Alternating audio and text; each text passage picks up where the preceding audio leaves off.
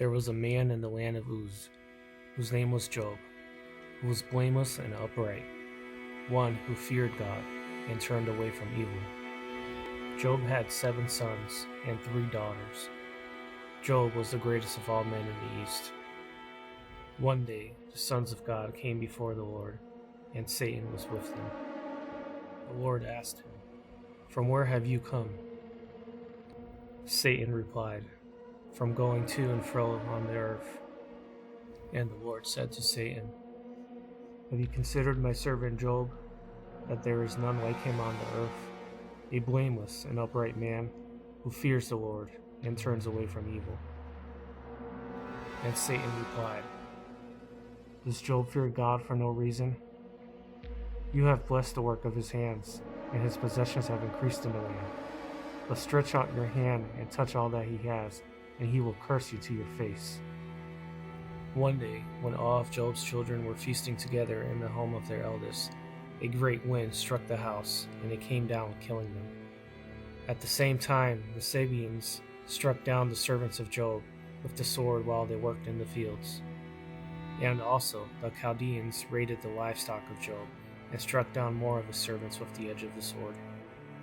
The remaining livestock and servants were then struck and consumed by the fire that fell from the sky. Job received word of these happenings all at once, and fell to the ground, tearing his robes and shaving his head. Satan again went out to inflict Job, and gave him sores throughout his body, which Job scraped off with broken pottery from the ashes of his children's home. Job's wife foolishly said that he should curse God so that he would die, but Job refused. Job's friends, Eliphaz, Bildad, and Zophar, heard what had happened to him and came to see him out of sympathy, but when they saw him, they did not recognize him, and so they tore their robes also, and lay on the ground with him. "Let the day perish on which I was born." These were the first words that Job had spoken in the 7 days after the destruction of his entire house. The thing that Job had feared had come upon him. But miserable were the friends of Job that came to comfort him.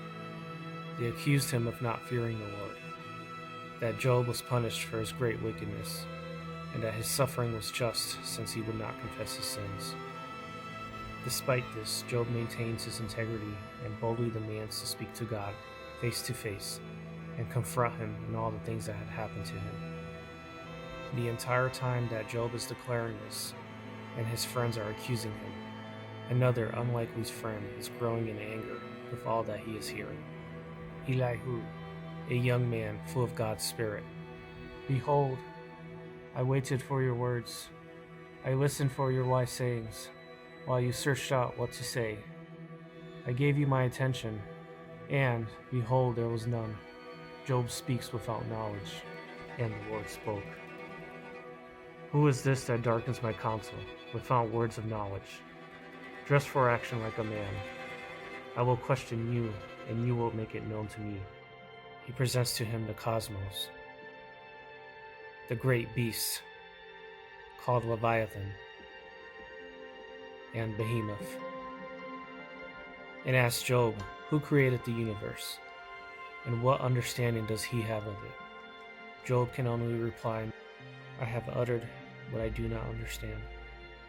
God rebukes Job's friends and expresses the anger that burns inside him for what they have spoken of him. He tells them to make sacrifices of atonement, and that Job will pray for them, and that he will accept Job's prayer to spare them for what they have done. After this, God restored Job. All that he had was given back to him in double portion. He was given 10 more children, and given 140 years to his life, 210 years in total. Job died an old man and full of life.